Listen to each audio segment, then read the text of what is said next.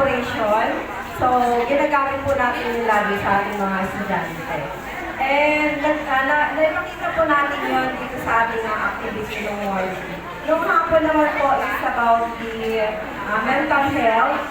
So, as teacher po, lagi po tayo nagko-comfort ng mga student natin. And then yung ating mga sarili po ay minsan may mga problema tayo pero hindi po natin yun pinapakita sa ating mga estudyante. So, namamanage po natin yun.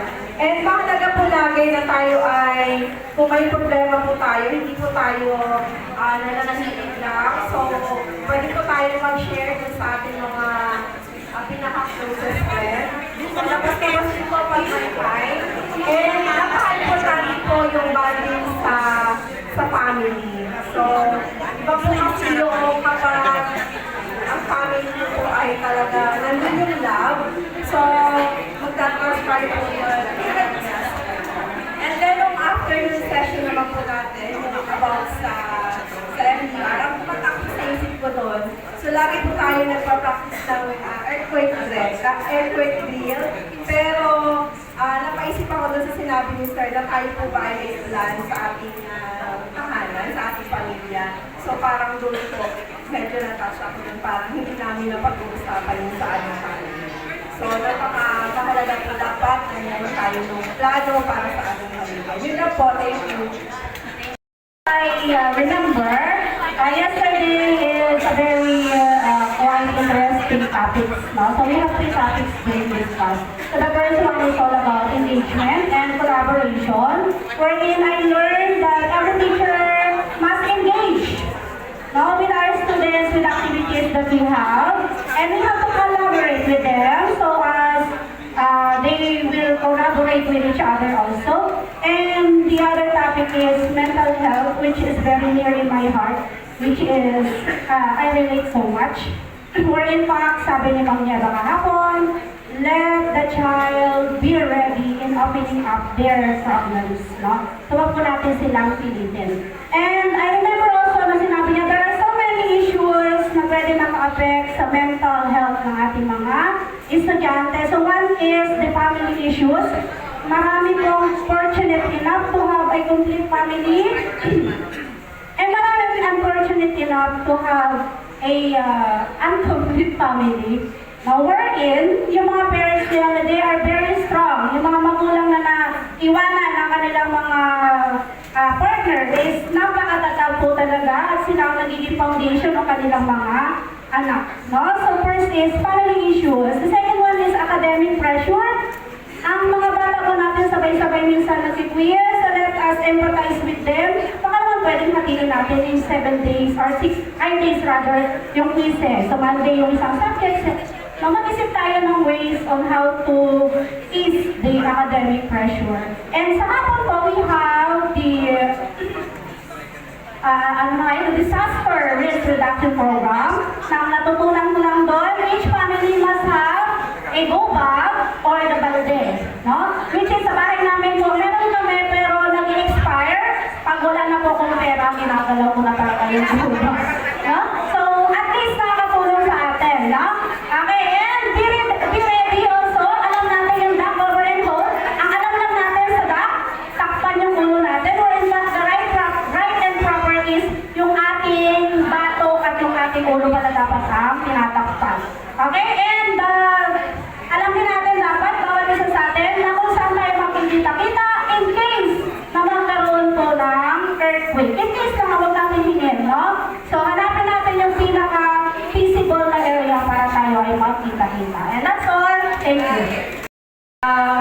Teachers play a very vital role in making sure that our students are very engaged and collaborating because the higher the engagement and collaboration among them, the higher the chance of them to learn. And just not learn, but also to learn it by their heart. Di ba po? Iba yung narinig lang nila, kundi yung talagang natutunan nila at kanilang na-apply sa araw-araw. And on the second session po, on the mental health awareness, one thing I've learned po is that it takes time, no? When kasi tayo mismo, we have our own struggles, but it takes time for us to open it with someone. Same as with our student, no? They still asking or they're still looking for the right time to choose for a person they can trust to with their struggles in life. So let's make it very lively. Let's talk to them and give them right time po siguro to open up. And lastly po, for the last session, yung insight ko po doon is, sabi nga po sa code, if you fail to plan, you are planning to fail. So, we must always be prepared. And sabi nga po, di ba, how prepared are you when disaster came into your school, into your province? So, dapat po lagi tayong handa. And that's all po. Thank you. Okay, for Okay. So, sa morning session po, natatandaan ko doon is yung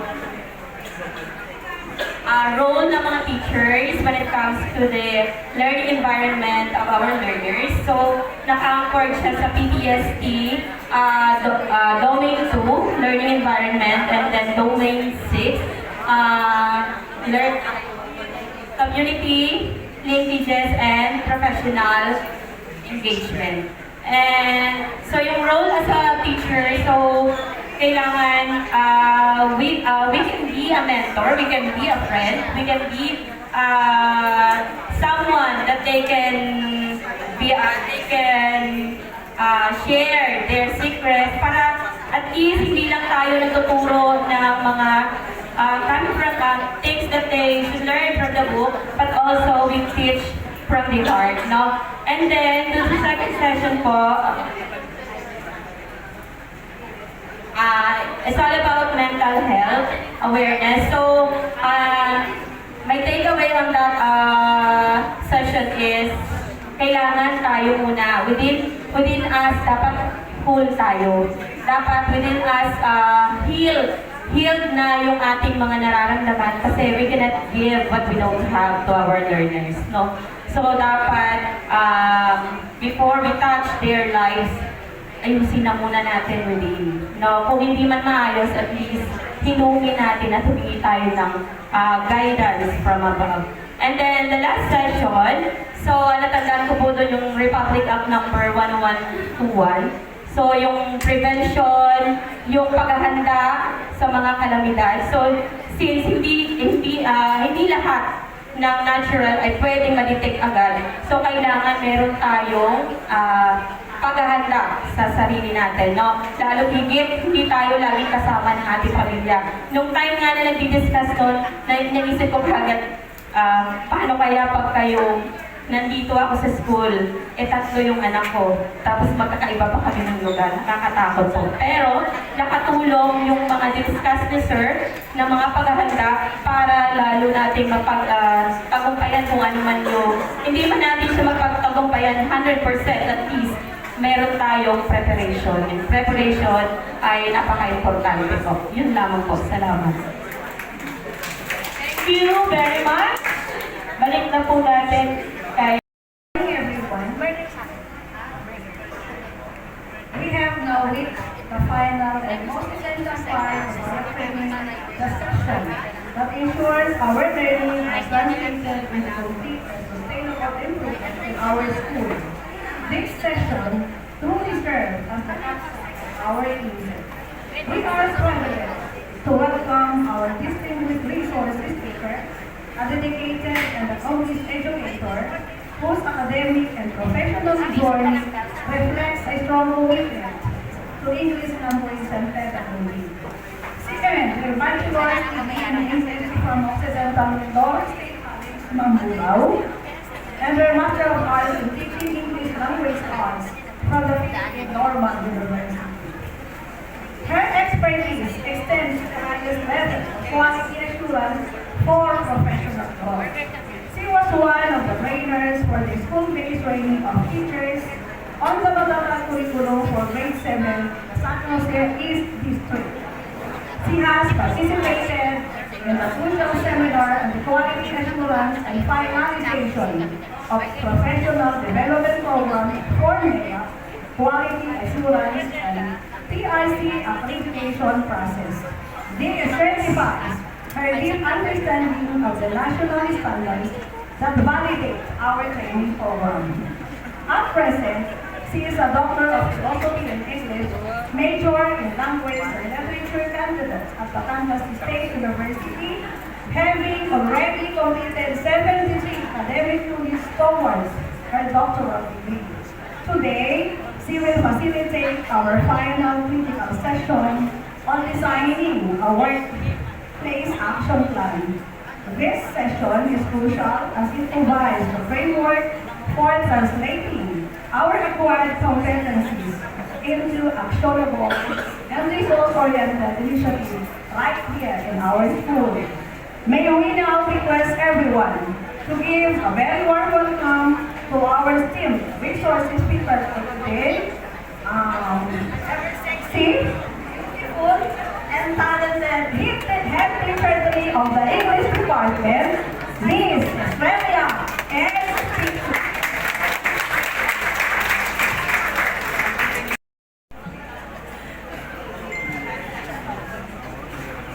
Hello po.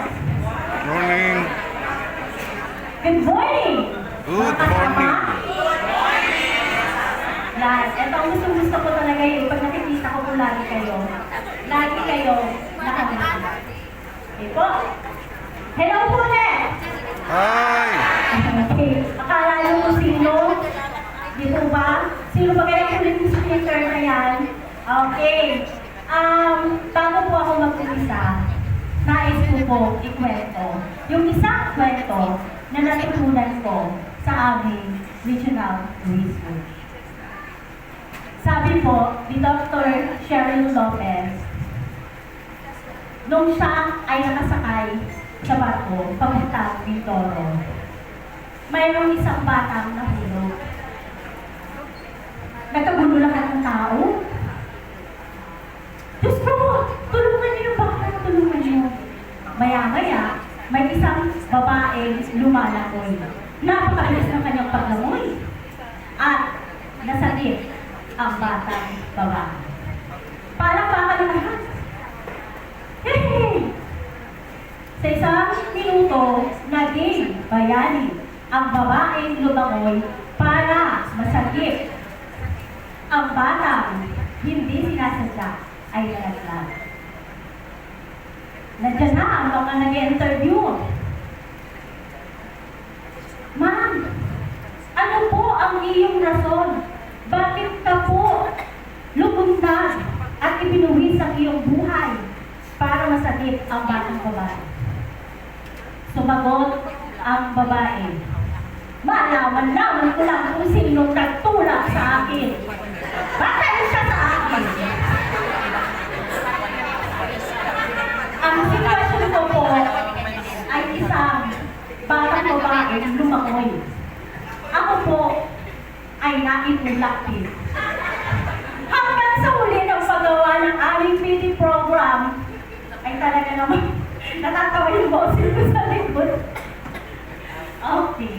So, subalit, kahit po ako ay naitulak lang, pinipilit ko po lumangoy para maabot natin ang ating objectives. Session ay ilan na po? Very good. 8 sessions. Ito po ang aking ipinagmamalaki sa lahat ng aking mga nakakausap kapag sila ay nagtatanong sa akin. Saan ka po bang nagtuturo? Sa Pedro G. Menjola Senior Memorial National High School po. Hi! At isa po sa i-relay ko sa inyo, nung kami po ay humarap sa region last October. Isang bagay na tumatak sa mga taga-region. I have been there. Dahil na yun, ilang beses na. Alam niyo po ba, lagi po namin nakikita ang mga achievements nyo. Yes po, ang dami-dami na po achievements ng school natin. At yun po ay dahil sa inyong lahat. Po? Yes po. Yan po ay galing kay Dr. F.R. Ramirez po yun, no? Dr. Ramirez, tama ba ako mag-pinky? Yes. At saka yung isa yung mabuti. So talagang nung nalaman nilang taga Pero Team Menjola, tuwan-tuwa sila. Yes po, kasi po, lahat po, isang bagay na ipinagmamalaki ko dahil kayo po ay mga dedicated, committed sa trabaho. Wala po, burado na po yung ating, kumbaga, eto na po tayo, malayo na ang nararating, malayo na ang inililipat ng PTM followers. Okay, so with that po, nais ko po kayong batikan lahat, Happy Liberation Day. Ang gagawin natin, mag-assist lang po sila sa kanilang grade level. So, meron po muna tayong activity at ang activity po ay pinamagatang. Kaya mo ba yan? Kaya mo ba? Kaya. Alam ko, marami ang iba dito, pamilya na din sa activity. Lalo na yung mga naka-attend sa aming mga seminar. Okay? So, ito po ang gagawin natin. Una, grade 7 and 11, alam niyo po ba na tayo ay mga utay sa Tama po ba? Lalo na ang mga nanay. Grade 7 and 11, ano kaya yung multitasking na kung grades 8 and 12, multitasking na in the school? At syempre, grades 9 and 10, multitasking na during a seminar or training. Ano gagawin po na bawat grupo? Yan. Each group should give and act at least 3 to 5 samples of the assigned situation. So, let's start. You will be given 10 minutes.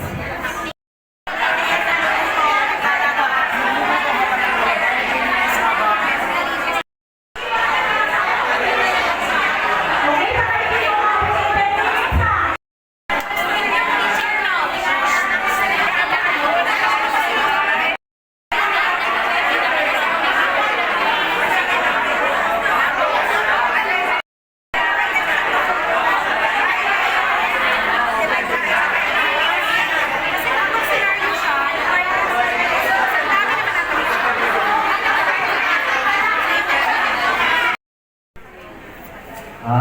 Maraming salamat sa magandang kakayanan binigay niyo sa akin.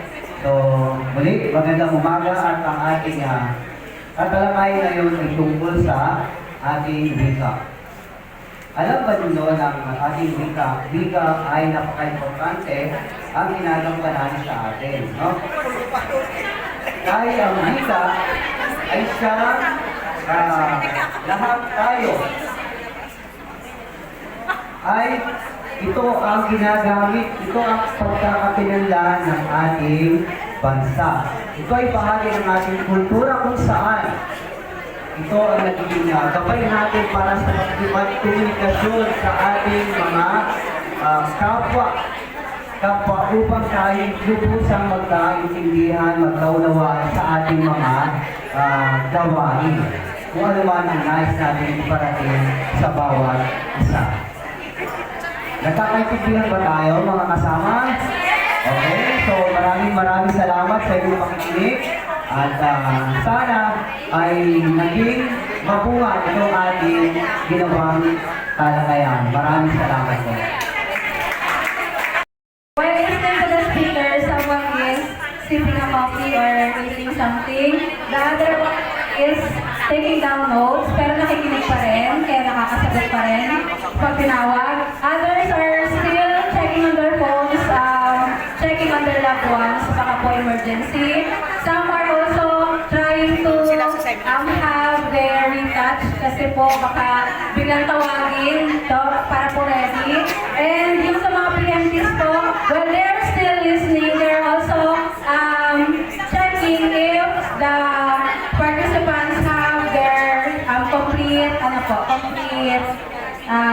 outputs.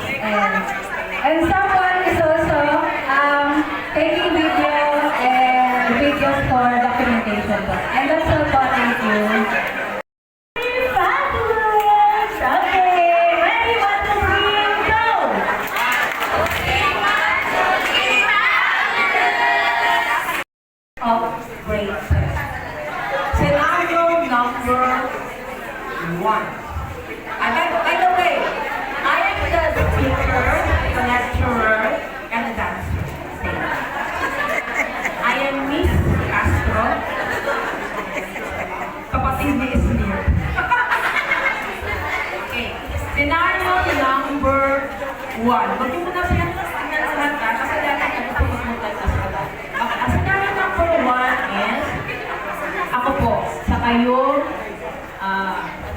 down ng notes while listening. Okay? So, 1, 2, 3, action!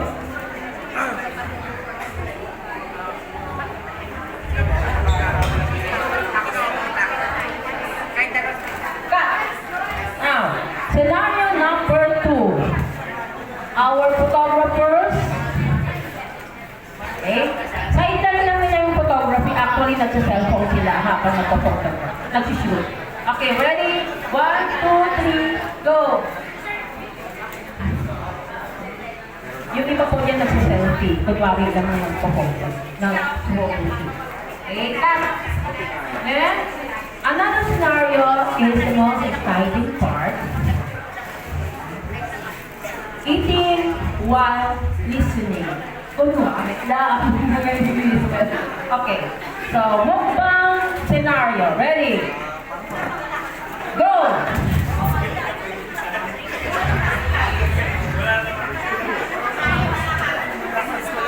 Ihaba ko ba? Pahabain ko? Okay, cut! And another scenario is our secretary doing the online class while listening kunwari sa speaker.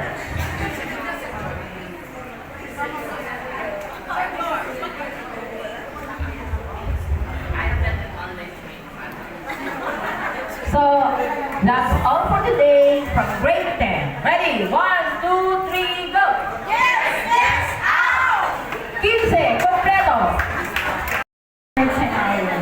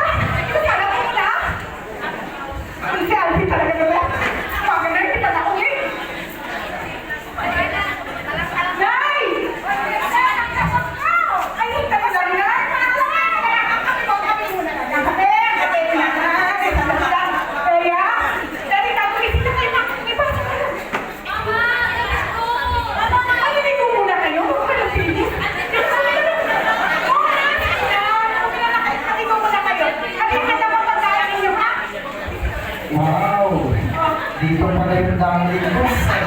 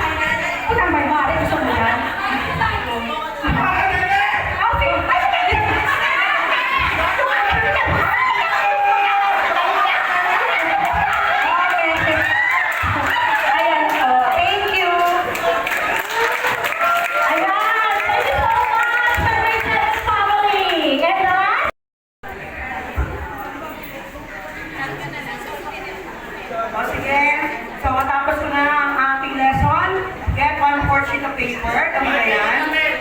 Walang magulo. Okay, sige. Sige. Okay, answer the questions on the board. Silently, walang mangopya, ha? Biglang basta dali lang tumawag ang anak ko. Hello, anak! Hello! Hello, anak? Ano yun? Parang ulan? Aba naman? Ay, hindi na nag-iwan naman naman sa pera. Wait lang. Sandali naman. Sandali. Ay, mangulang ka lang muna sa pita. Hindi ka napasok mo lang muna. Sandali, may bata dito, ha? Nahimatay, sandali. Ang lang muna ka napasok. Sige, kuha lang doon. Ha? Nakabala yung utang. Sige na. Basta mabayaran mo niya.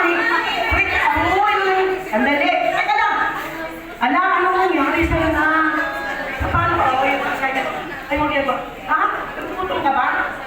Eh, meron ako kanina dito eh. Sandali lang.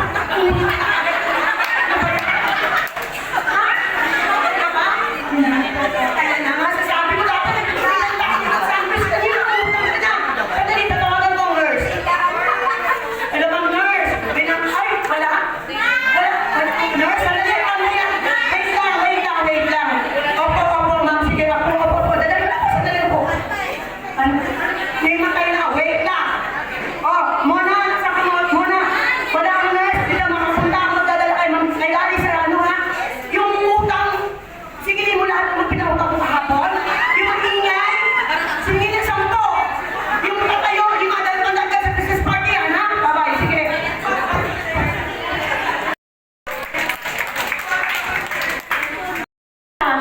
Heroes, sapat multitask.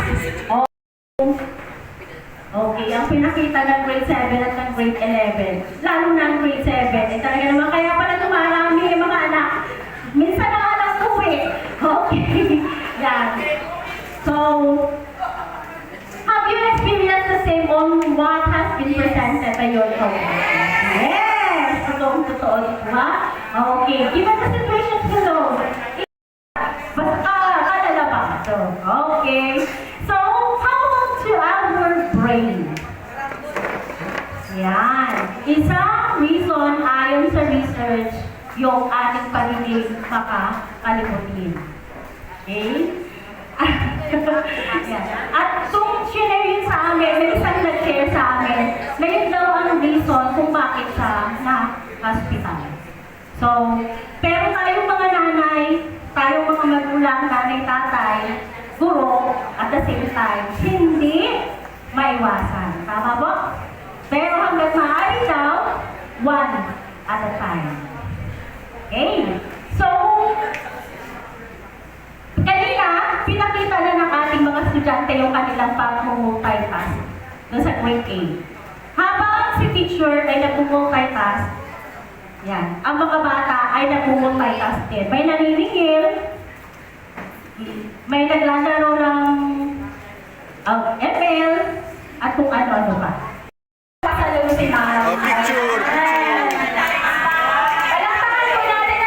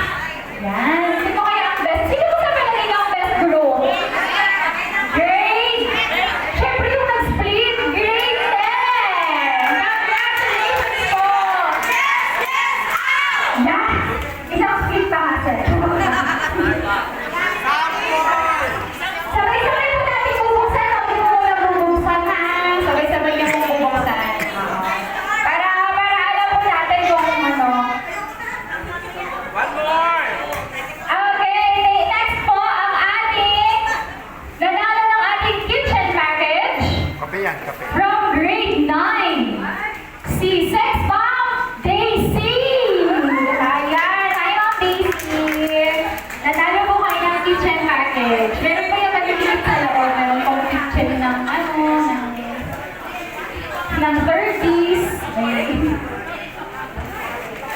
Next po from grade 12. Ang nanalo ng PC package. Alam, parang di ko na nakikita yung nanalo ng PC package. Nawala siya. Ang Sir Ryan. Nasa lang Sir Ryan? Ayan, talag dyan during the Naku, nag-multitask. Oh, nag-multitask. Sige pa, next po tayo sa whitening package. Ay nagmula po sa grade 8. Sir Rani Fidelis. Yan. Yung may sarili sa kanina. Kaya pala ulis ka na.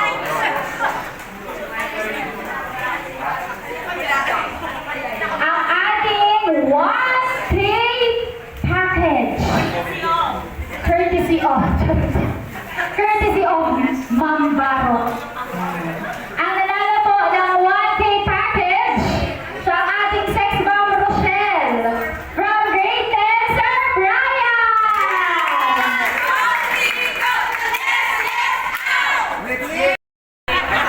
At ang natitira ay ang birthday package. Magmumula po siya sa grade 7. Si sex bomb Jomay ng grade 7, Ma'am Thea!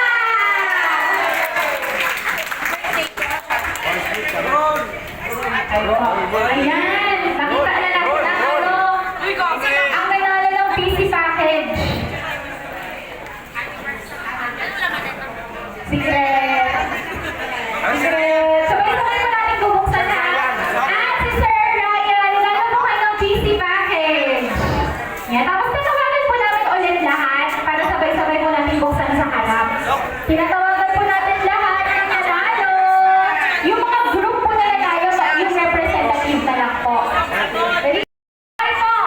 3, 2, 1! Buksan na yan! Ano kaya yung mga yan? Ipakita. Ayan! Congratulations po! Parang yung 1 day 2K pa na yun. Thank you so much po! Philippines Award goes to grade 9! Palakpakan po natin ang ating mga binibini at lakan ngayong araw. And the Purity of Intention Award. Grabe yung Purity of Intention Award. The Purity of Intention Award. Meron po kayo naman ano ng prize? May prize po. Bale, i-schedule nyo na lang po ito kung sino ang gagamit ng everything. Ganun po. Monday, kay Mami ano, kay Ma'am Abby. Tuesday, kay Ma'am Rosie. Ganun po. Purity of Intention Award goes to grade 10! Palakpakan naman po natin ang ating mga purista ngayong araw. Ang walang katuloy sa kanilang mga damit. Oo. Bandiritas. Purista. Purity kayo ha, bandiritas kayo.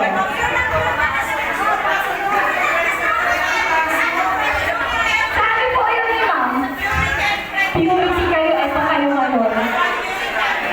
Emerald Excellence Award goes to grade 7!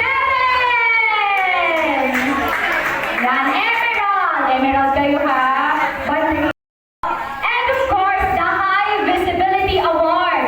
Kung merong 0 visibility, may High Visibility Award goes to grade 11. Ayan, bandiritas din tayo.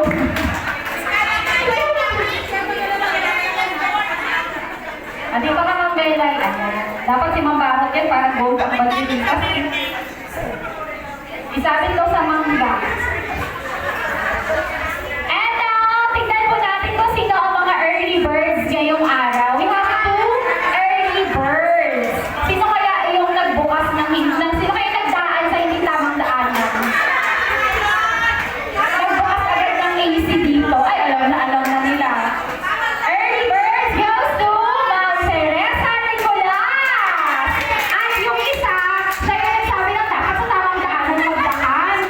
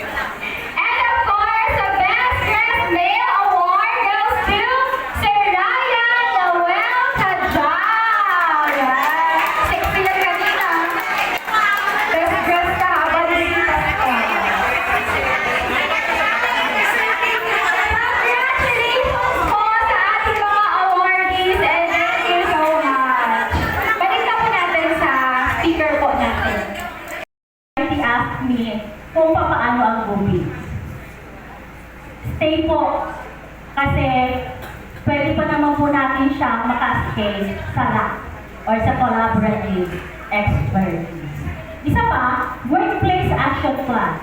Ibig sabihin, kung saan tayo lagi natututo, kung saan tayo lagi okay po? And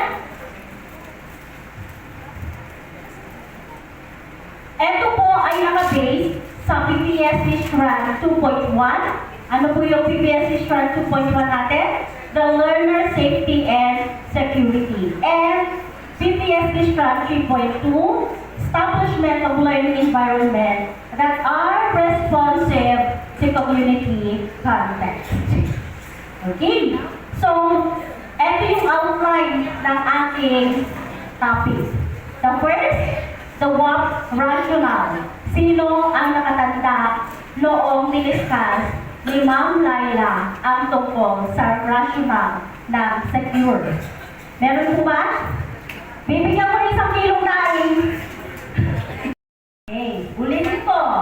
Meron po bang nakapag-recall kahit na 1 linya doon sa rationale ng secure natin? And supportive teaching and learning environment. Paano po natin siya mag-apply into yung learning pedagogy or teaching pedagogy or the secure pedagogy? This initiative aims to ensure that schools remain spaces where both the students and teachers feel protected, respected, and empowered to thrive. Siyempre, ginagawa naman natin. It aligns with the Department of Education's commitment to inclusive education and positive discipline. Nasa first, indicator, application objective. Ito po. What activities na i-implement nyo? Okay, kaya intervention lang. So, pag year round, ibig sabihin, magkaroon kayo ng objective, sasama nyo yun sa inyong classroom rules, ibig sabihin, year round.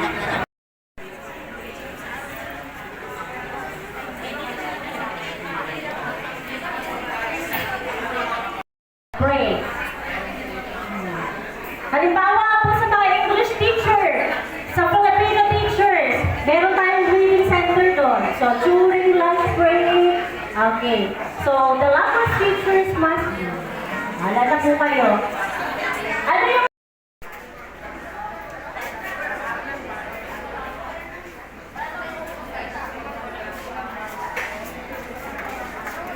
And of course, para po sa aming, sige mamaya ngayon, ang timeline ko ay year-round and MOB's lesson plan with differentiated instructions. And learning kasi po is teachers ko. So teachers guide students to choose activities matching their styles and peer support group. Ang amin pong emergency response, so alam naman po natin na meron tayong quarterly simultaneous earthquake drill. So that would be all po. Thank you so much. sa inyo or weekly? Weekly po. Okay, weekly possible po? Okay, syempre, kasi pwede naman yan. Good morning everyone. Ito po ang presentation po ng Always Safe, mga kapatid. So, ang napili po namin sa PD program goals ay 2. Consistently enforce school policies and guidelines to maintain discipline and establish clear behavioral expectations using structured classroom management strategies. Ang indicators po namin nakafocus po sa absenteeism reduction. Meron pa po kami ibang mga nakalagay dyan sa mga output namin, pero po, ang absenteeism lang po ang napili namin. Ang iba po ay sa bullying and then yung po behavior po ng mga bata sa classroom. So, ang application objectives po namin ay to reduce absenteeism by establishing a secure, well-monitored attendance system. Dito naman po sa specific task, ang nilagay po namin ay review of attendance, data, and student specific barriers. And then sa activities po ay na co-visitation. So, mga bata po sa kanilang mga tahanan, kasama rin po. So dito po sa timeline ay year-round, no year yan kasama. And then expected outcomes, communication like calls, text, letter, and visit. MOB po namin dyan ay summaries or intervention plans, documentation, documenting the root of absenteeism. Yung kasama po doon yung like sa transportation, health, and family issues. Dito naman po sa learning facilitator, school guidance counselor, subject teacher, and advisor. Dito naman po yung kapatid parents din po kasama. And then dito po sa pangalawa po namin, monitoring and intervention programs to reduce chronic absenteeism. And then dito po nakapalog yung teacher record attendance using secure lab system, and then giving certificate for perfect attendance and good behavior students. Ito po yung nangyayari po quarterly, every quarter po pag may teaching sa release ng card po, after this po. And then dito po, kasama po sa record and supervision, sa learning facilitator po ay parents and advisor din po ang kasama. Okay, ma'am. Napakaganda po na inyong gustong implement. Gusto ko lang po malaman kung paano po gagawin natin yung teacher record attendance using secure lock system. Manual po ba siya o meron po kayong app na gagamitin? Hindi, ano po, ang sabi po kasi sa custom po namin, bilang advisor po, ginagamit po namin ay nagdalag po kami everyday. Yung pinaka-S2 po yung nagagamit po. Manual po. Pero possible din po yan yung nag-reflect doon sa parent. Pero parang nagawa ng TEA yun sa pagkakakanta ko. Meron siyang ano yun? Yung link ba yun? Ikaw, nagawa mo yun yun.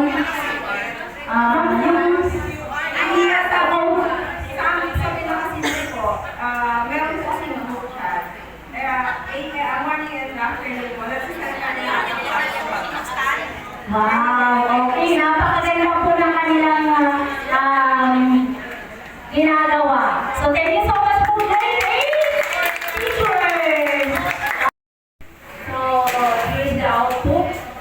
The workplace action plan of grade 10. For our indicators, we have 3. First, to provide appropriate actions for continuous implementation of the school programs and as well as the student handbook of the institution. Yung application objectives po namin for that indicator is to implement and take an immediate action learners' behavioral issues. We are speaking in general po, no? Absenteeism, yung bullying, etc. Next indicator to conduct proactive measures such as values integration, guidance activities, and awareness campaign. So our application objective is to emphasize value clusters every Monday and to integrate in different subject areas. Last indicator is to maintain open communication with the parents or guardians through HPTA meetings and as needs arise. So hindi lang po kami nakabase dun sa meetings, kung hindi depende po sa ma-incur na behavioral concerns ng some students. Our application objective is to conduct regular meetings to address behavioral concerns of students. Nagagawa po natin ito not only during but also through BCP with parents. Meron po ng bawat section nun. And then for our specific tasks, we have to conduct PTA meetings. Of course, usually we review school policies. And then ang timeline po is every quarter, meron po tayo niyan. And For the grade 12, our WAP secure. So, hindi ko na maintindihan kung alin ang objective sa task at sa activities, kaya nagkapalit-palit na yung pagkalagay namin. Anyway, for our major indicators, we have number 1, to integrate secure-based pedagogy in the following: lesson plan, IMs, teaching strategies, classroom activities, and application objectives is to daily ensure achievable secure objectives. Next is capacitate students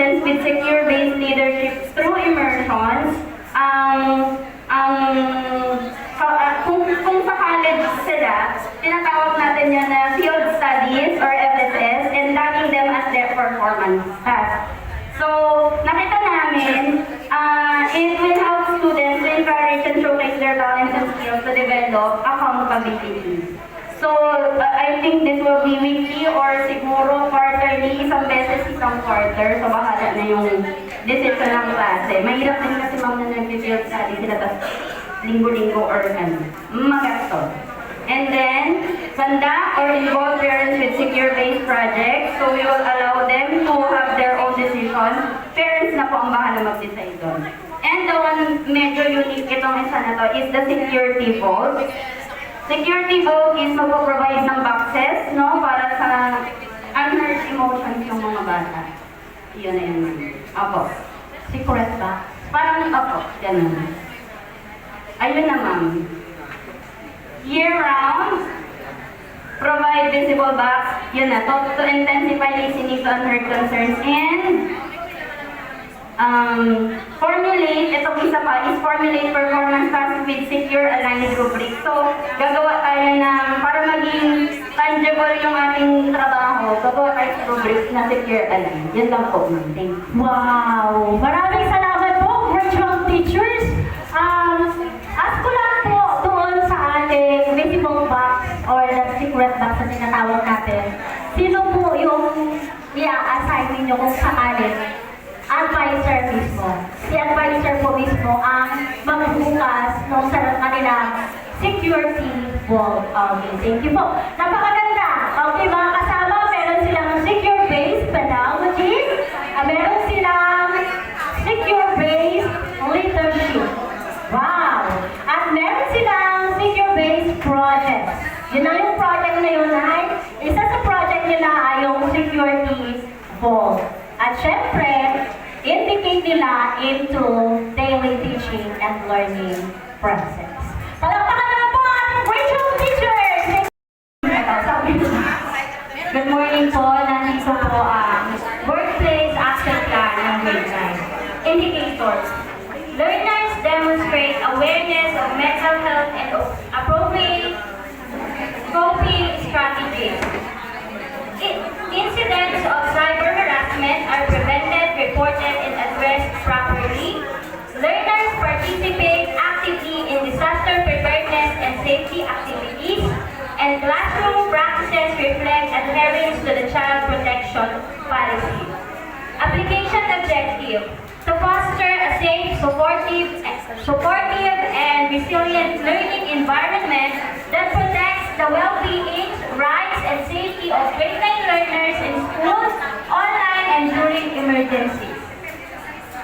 Specific tasks: integrate mental health and learner protection topics in lessons. Activities: integrate mental health awareness, DRRF, and CCP concepts into lessons and homeroom activities. Ang timeline po namin, year-round, outcomes and FOVs, lesson plans, student profile, reduce behavioral incidents and increase learner participation, improve teacher in managing learners' behavior, and sustain safe and supportive learning environment in grade 9 learners. Ang mga learning facilitators, department head, teachers, and grade level coordinators. Thank you po. Wow! So, meron silang integration ng mental health awareness. Okay, thank you so much, grade 9 teachers. Palakpakan mo po ating grade 9 teachers sa kanilang magandang output. At syempre, ang aking kapamilya. Okay, ang aking grade 7 powerhouse. Hey, good morning po. This is the work action or application plan of grade 7. So for our indicators of tasks, we were able to create 3. Ang una po is the integration of secure framework sa maraming mga facets ng aming role as teachers, which is first instruction, supervision of learners, assessment, and curriculum. For the second one, we are going to conduct programs and interventions relative to the secure framework. And lastly, conduct regular consultations with the stakeholders. So these are the specific application and objectives relative to the indicators of class that we were able to come up. Una po, for the instruction, we are going to update our pedagogical approaches and teaching strategies that will be aligned to technological advances. And or yung unang session natin regarding the characteristics of Gen Z learners. Next po is to set classroom rules before, during, and after class para malinaw po sa mga bata kung ano yung gagawin nila at ano yung tamang behavior pagdating sa pagpumasok na sila sa school. And also, monitor student records such as the attendance and progress through the report card. And next po, ito po yung isa sa pinakamahalaga.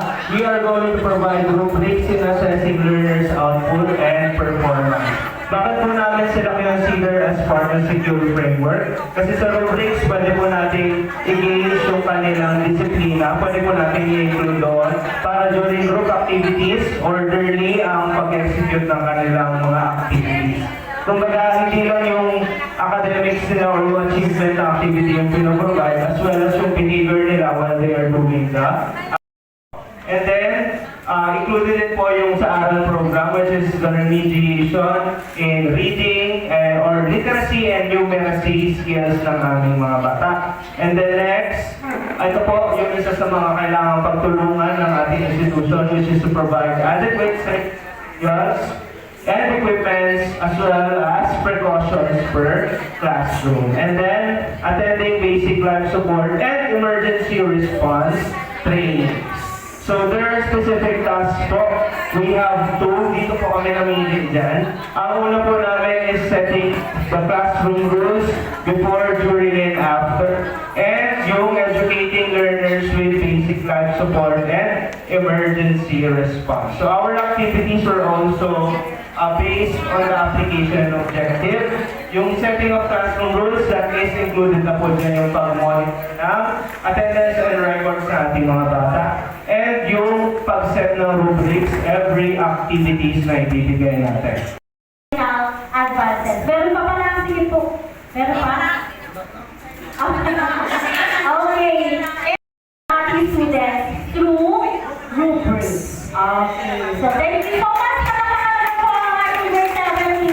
Hanggang ngayong matatapos tayo ngayong tanghali ay nais ko kayong saluluhan. Bakit? Kasi kahit holiday, game na game at super active pa din kayo. Okay, thank you so much po sa inyong lahat.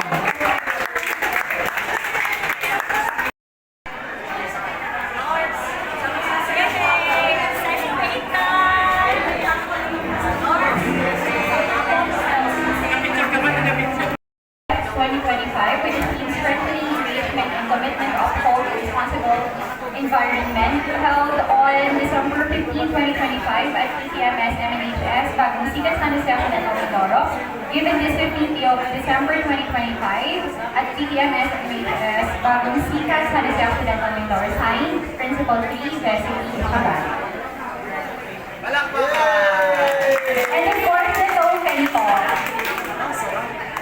Palakpakan naman po natin ang ating resource speaker for our section today. Po ang award.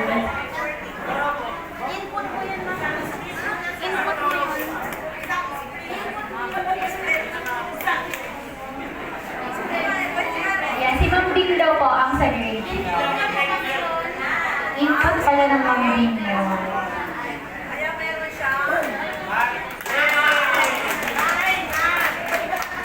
Congratulations po and good morning, Kadens.